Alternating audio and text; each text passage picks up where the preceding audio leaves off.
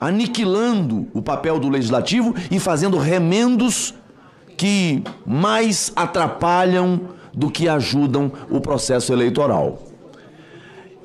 Feitas essas observações, senhor presidente, que, repito, nem tudo aqui, mesmo tendo divergência pontual numa situação ou noutra, é possível encontrar pontos de convergência. Agora, existem pontos que são absolutamente controversos, divergentes, de difícil superação. E eu vou começar com um ponto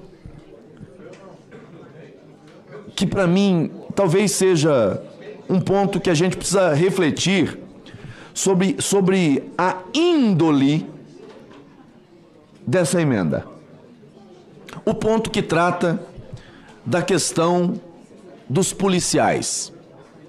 Policial fica proibido de ser político no Brasil com essa reforma eleitoral. Fica inelegível por 4 anos. Isso é tão contraditório quanto bizarro. A quarentena do policial é meio aqui de desestímulo, de impedimento. Agora veja, o crime organizado está elegendo os seus.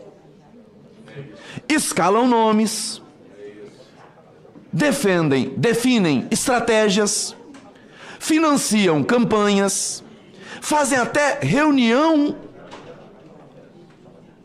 em espaços privilegiados de governos. O crime organizado. Mas aquele que combate o crime, que prende o criminoso, que é a face visível da lei, agora ele fica inelegível por 4 anos. É sério que o parlamento vai votar isso? É sério que o parlamento vai votar um texto que passe essa mensagem para a sociedade? Senhor presidente, não é aquilo que o texto diz ou a intenção de quem o faz. É aquilo que isso significa para a sociedade. Eu vejo aqui a frase que foi eternizada, que é eternizada, de Rui Barbosa. De tanto ver, Esperidião Amin, triunfar as nulidades. De tanto ver as mazelas se perpetuarem. De tanto ver prosperar a desonra. O homem chega a desanimar da virtude, a rir-se da honra e a ter vergonha de ser mais nobre. A frase é conhecida de todos, e o tempo da vergonha me parece ser o tempo do agora. O honesto vira exceção e tem vergonha de ser honesto. O policial que combate o crime, agora, para entrar na vida pública, vai ter que abandonar a farda. É isso? É isso mesmo? Me perdoe a veemência da fala, mas às vezes é preciso subir o tom de maneira respeitosa, mas para que se entenda a gravidade do que estamos a discutir, nem a votar. Isso não era um tema nem para ser discutido. Porque a mensagem que passa no momento em que serviços públicos essenciais no Brasil já são controlados pelo crime organizado. Vai para o Rio de Janeiro, vai para São Paulo, mas não é mais apenas nas grandes metrópoles brasileiras, meu caro presidente Otto. Também chegou em estados como o meu estado de Rondônia, onde o crime organizado, caro senador Sérgio Moro, é quem domina determinados serviços públicos e o Estado brasileiro não consegue fazer frente a essa situação, porque o crime se organizou, inclusive colocando seus tentáculos na representação política, por via direta ou por via indireta. Ou eu estou faltando com a verdade? Mas o policial não pode participar do processo eleitoral. O policial tem que tirar a farda. O policial ou abandona a farda ou não pode ser um deputado federal, um senador da República, um vereador da cidade, um prefeito, um governador, um presidente da República. Eu poderia continuar falando aqui para poder desnudar aquilo que para nós deveria ser motivo de constrangimento, e para mim o é. Só o fato de discutir essa possibilidade. Eu não vou dizer, senhor presidente, que todo policial age com probidade, não. Assim como na política tem muitos que agem de forma ímproba, com improbidade, também na polícia eu tenho. Também entre os fardados existem. Agora, eu não posso criminalizar toda uma categoria em razão daqueles mal intencionados, que às vezes, e eu não vou dizer que um agente da lei ou outro não queira promover uma operação policial, meu caro senador Girão, com objetivos eleitorais. Não vou dizer que isso não acontece, porque pode acontecer. Agora, os representantes do povo brasileiro, eleitos, e que por delegação exercem esse poder, legislar para impedir que o homem da lei não seja candidato, mas o homem do crime, camuflado, esses não tem como identificar, logo não tem como proibir. É contraditório, é irrazoável, é inexplicável.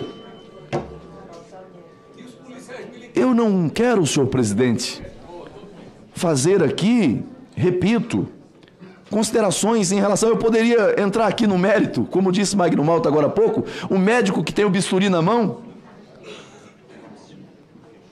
o poder de influência que ele tem. Agora eu vou proibir o médico, vou criar uma quarentena de 4 anos para o médico, porque ele é um bom médico, é um bom profissional, a população gosta dele e vai votar nele. Então, pelo risco daquele médico ser eleito pelo fato de prestar um serviço, eu vou criar um impedimento.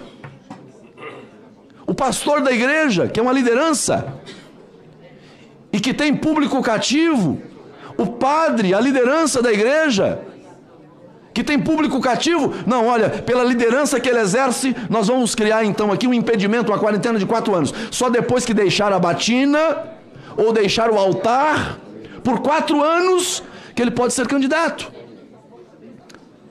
Não vou falar do apresentador de televisão. Não vou falar do influencer que tem alguns milhões de seguidores. E aqui nesse Senado Federal, de repente não teriam algumas figuras exercendo mandato de senador da República porque é influencer. Não poderia. Porque teria que ter 4 anos de quarentena para vir disputar um mandato eletivo. Um presidente de sindicato também não pode, porque tem público cativo. Mas esses aí não cometem crimes, não cometem exceções à lei. Não? Não mesmo?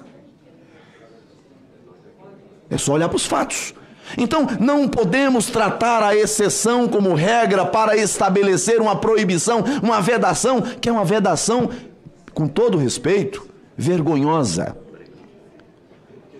que vai fazer a frase de Rui Barbosa ser gritada aos 4 cantos do Brasil e na parte final sendo dita e repetida. É verdade para mim? Não, para mim não é verdade, não pode ser verdade. Eu prefiro ficar com os policiais fardados, a proibi-los de estar na vida pública. Eu prefiro essa casa com a composição de policiais militares, de policiais civis. E aqui tem policiais civis que compõem esse Senado Federal, que eu tenho profundas divergências em relação a alguns pontos. Mas a pluralidade política, a visão múltipla é o que enriquece a democracia. Eu posso divergir de forma absoluta, mas eu vou defender até a morte o direito de quem pensa diferente estar sentando ao lado para defender suas ideias. Porque no dia que eu deixar de defender o direito dele exercer o seu papel, o seu direito, eu mesmo não terei mais a possibilidade de defender nada. Democracia não é aquilo que é bom para mim. Democracia é aquilo que serve a todos. Me perdoe, senhor presidente, a veemência. Eu poderia falar aqui sobre liberdade de expressão que o projeto ofende. Eu poderia falar aqui sobre inelegibilidade que vai ser gerada daqui a pouco por escolhas, por concepções políticas, e o projeto entra nisso. Eu acho que são erros. E aí eu vou finalizar fazendo um apelo a todos nós, o apelo do bom senso. Façamos um esforço para encontrar o núcleo fundamental dessa proposta. Aquilo que é convergente, aquilo que é minimamente coerente, para que nós possamos ter uma proposta aprovada já para as próximas eleições. Sob pena, senhor presidente, de ficar nesse discurso, nesse debate, às vezes acalorado, para dizer que na proposta como ela está, eu não tenho condições de votar a favor, votarei pela rejeição. Sou a favor da reforma eleitoral, mas não posso votar num texto que não representa minimamente a coerência que esse momento exige de todos nós pelo Brasil. Muito obrigado.